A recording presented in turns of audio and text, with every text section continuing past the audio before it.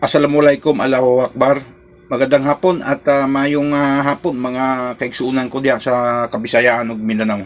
BIR Commissioner Attorney Charlie Mendoza mga kababayan. Pero bago ang lahat, sa mga hindi pa naka-follow sa akin, paki-follow nyo naman ako at paki-share nitong video para maraming makapanood.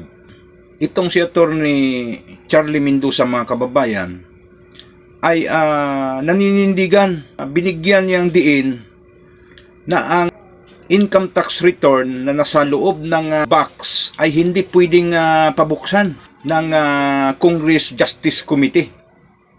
Alinsunod umano sa NIRC, National Internal Revenue Code. Nagbabase siya dito sa dalawang Section 20 at saka Section 270 ng NIRC. Maari lang umanong mabuksan itong income tax return ng Vice President at ng kanyang asawa mga kababayan in aid of legislation. Dito sa hearing na ganito, pero in aid of legislation at saka executive hearing. So malinaw ang paliwanag niya na noong tinatanong siya ni Chairman Jerby Luistro na maaari ho ba naming buksan itong box na naglalaman nga ng income tax return sa pangalawang pangulo at sa kanyang asawa. Mariin niyang itinanggi at ipiliwanag nga niya itong stand niya tungkol dito. So mga kababayan, sa Data Privacy Act, dito sa Republic Act 10173, pag ihahambing natin doon sa mga records na hinihingi ng Justice Committee, saklaw din dito sa paniniwala ni Attorney Charlie Mendoza mga kababayan. Ang laki ng diferensya na ang sa BIR hindi nila nabuksan.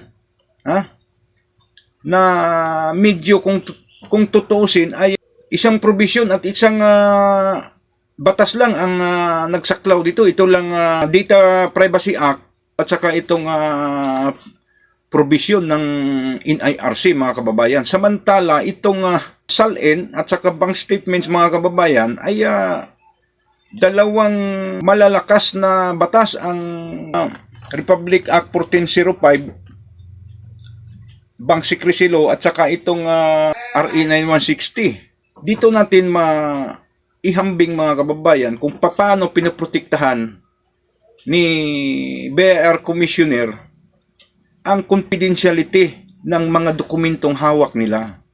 Sabi niya, even sa Senado, kung susundin natin ang batas, ay hindi nila pwedeng buksan ito.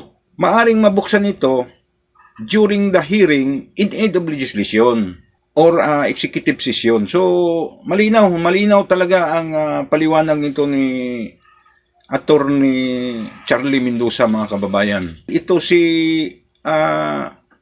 Executive Director ng AMLAC na si Attorney Buenaventura ay parang napakadali lang niya na saklaw ng Data Privacy Act, saklaw ng Bank Secrecy Law, at saka Anti-Money Laundering Council Act. Ang mga dokumentong hawak niya at basta-basta lang niyang ibinibigay sa Committee on Justice at pinapabuksan. So, medyo mayroon talagang batas na naapakan siya dito, itong si Attorney Buenaventura.